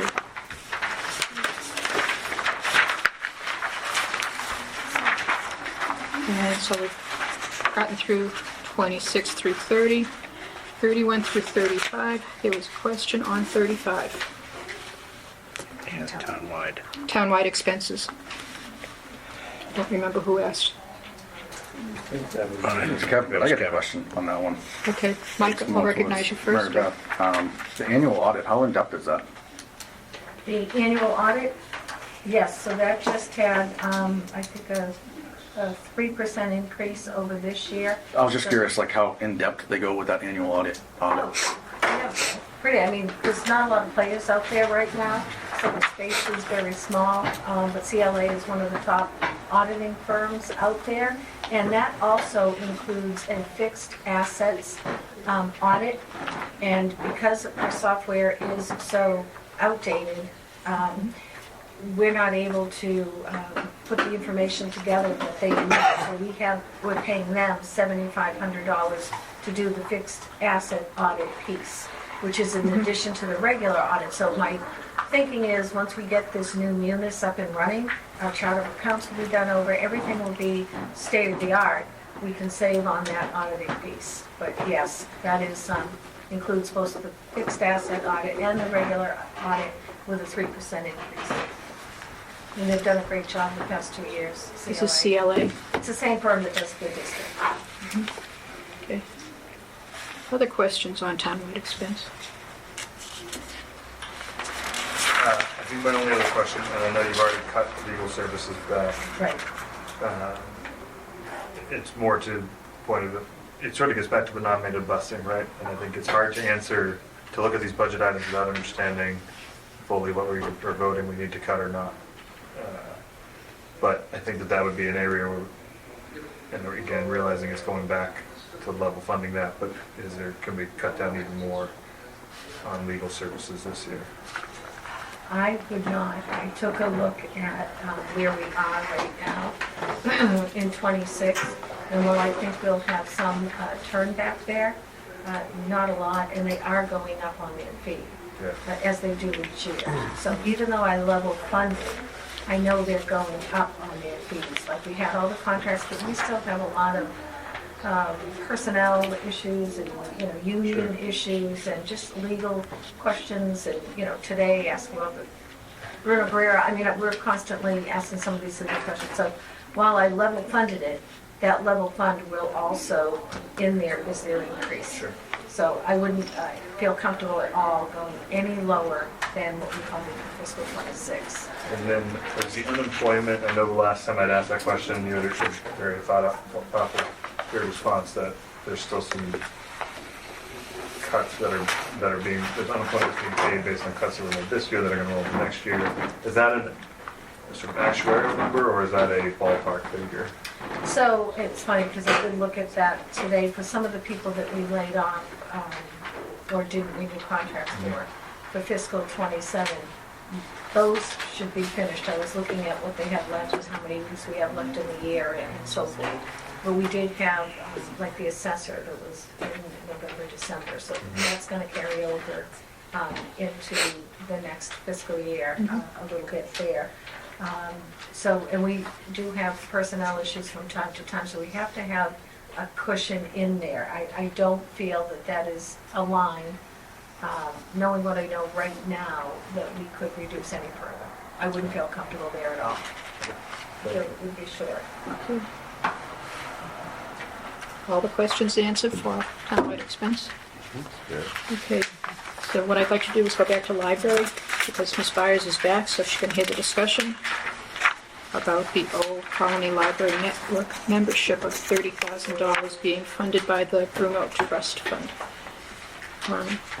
Kevin raised that just to address the fact that she did communicate with us, Dawn, and that we've given it consideration and asked Mary Beth to look into it. So, Mary Beth, could you explain one more time? Oh, sure. So I hadn't checked with town council. I think that you had said I had checked with council, but I had checked with the accountant's office when I came up with the idea to use the two things. Bruno Guerrero for $30,000 for the OCLN and some state funds for, I think it was their overtime line. And so we looked at both and we said, yes, the state funds could fund their overtime line, which I think is a couple $1,000s. And then I said, what about OCLN? And so they're always looking, the accountant's office, at the trust anytime they approve an expenditure to make sure that it fits, that it's compliant. So they did, Paula Holland did take a look at the language in the trust, and then I had said to her, hey, $30,000, I consider that a resource, do you agree, and do you think that this would be an eligible cost coming from that? And so she pulled out the trust fund, and then she looked up OCLN, and she said OCLN clearly is a resource, so she thinks that that's a valid reason to spend out of that. When I got your email today, I did also send everything off to Peter, to town council, just to have him opine. He said I really would need the full trust document, and so I had the treasurer's office pull the original trust document, and Mr. Guerrero had left money to Hanson Library, Whitman libraries, several libraries. So I took that original document, although the language for Whitman was very limited, it was exactly what was in the article that you can attach. He thought that maybe there was something else included in the actual trust document. So I haven't heard back from him yet. I am sure tomorrow I'll have an answer from, a definitive answer from town council. But it appeared accountants thought it was a resource. Here, Do as well, and if not, I said the problem is we would have to make cuts from all departments. So if we were to take money and not maybe use that creative way, there's nowhere else really in that line to cut other than personnel. And then they're falling behind, down on their hours, which gives us more of a problem losing out on state aid. They're being decertified. So this approach, if we're able to do it, which we believe we are, we'll know definitively tomorrow, we'd still have to cut something from the library, I think, to keep it fair, to keep the cuts with all departments, or as best we can. So we might be trading one issue for something that's even worse. So I'm hoping that it will be what we think it is and be able to use that. So This is just a testament to the fact that you spent your entire Easter weekend trying to come up with a balanced budget. my daughter says, Kathleen, in our house, and I didn't know it because she knew you went right from the company to the. Absolutely. Thanks for coming. Thanks for leaving. I got work to do. Yeah. It's because this is essentially the fourth iteration of the budget for us to consider, but we're not considering the others, the police and fire and the library, and I forget what the third one was. And then now we've got non-mandated busing as sort of the driver of this balanced budget, which I don't think anyone sitting at this table is ready to vote that off. I don't really think we're ready to vote tonight on our budget because we don't have a balanced budget to recommend to the town administrator. We have a lot of areas that we've discussed, and it's pushing 8:30. I'm willing to go a little bit later, but not much. Do we want to revisit anything right now? Or here's a different question. Are the members of this committee willing to meet next Tuesday, even though it's school vacation? We have next Tuesday and the 28th. Yes. So Ann, Al, I will. Chuck? I'm not going to be there. Pardon? I may or may not be there. Okay, Jason. I'll jump on my phone if I have to. Okay. Okay. Pretty much the same then. Mike, you? I think I can, but I can probably jump on my phone as well. Okay. I'll be around. Okay. So then I will schedule a meeting for next Tuesday to reconsider the discussions that we've had on the budget tonight. I want to thank Mary Beth for the work that she did. Everything is creative. Again, I'm going to reiterate, we don't have enough money in this town, and if people don't want to vote an override, fine, don't vote the override, but you're not going to get the services. This is fiscal year 27. We're going to be doing the same thing at 28, 29, 30, and 31. We have 4 more years after this year. I don't know where it's going to go, but somebody has to wake up and say, this isn't working. And as the chairman of the select board said, we need a different mechanism than Proposition 2.5. It served its purpose for the first however many decades, but it's 40 years old. And it has not kept up with inflation, and I'm sorry that people are stressing out that they can't afford their taxes, but if you go to the gas station, you're paying $4 a gallon for gas. You're not saying, I can't afford this, I'm just going to keep driving on fumes. You pay for what you need. And I appreciate the efforts that the pro-library people did. I thought that was amazing. I hope they continue to come out and support town services, and maybe one of those folks will serve on a committee. And tonight it was a smaller group, but I think there would have been a bigger group if it had been broadcast that non-mandated busing. There's no newspaper anymore except for Justin South Shore, which is a lifesaver for me to keep track of what's going on the South Shore. So I think we will meet next Tuesday. We'll begin with this budget. Mary Beth? I just wanted to say one thing, and I'm not advocating for the override or against the override, but the $500,000 equates to approximately, I've said it before, about $96 for an average home assessed at $516,000. So that's $96 a year.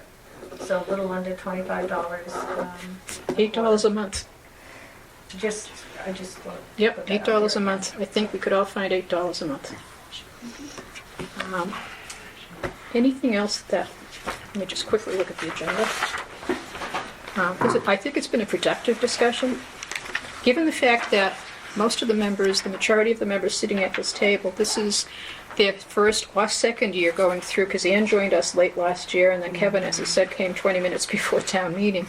It's been an incredibly productive year as a committee with new blood infused, which I think brings us new ideas. So that's been a huge benefit. But you guys all work very hard to come in with an understanding of the budget and with questions that are carefully thought through. So the only other thing I want to discuss is the reserve fund. We started off with $35,000. We approved a transfer of $17,000 and change for the fire pumps back in December. We have a request for $17,400 for facilities that we approved half of, but that hasn't been resolved yet. And we have another request for $8,300 something for the fire department to repair the ladder.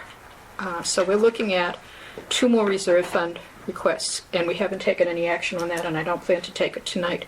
But that will probably be, can you cover half of it? That's how we took, that's the approach we took with the facilities requests, and so the fire already got $17,000.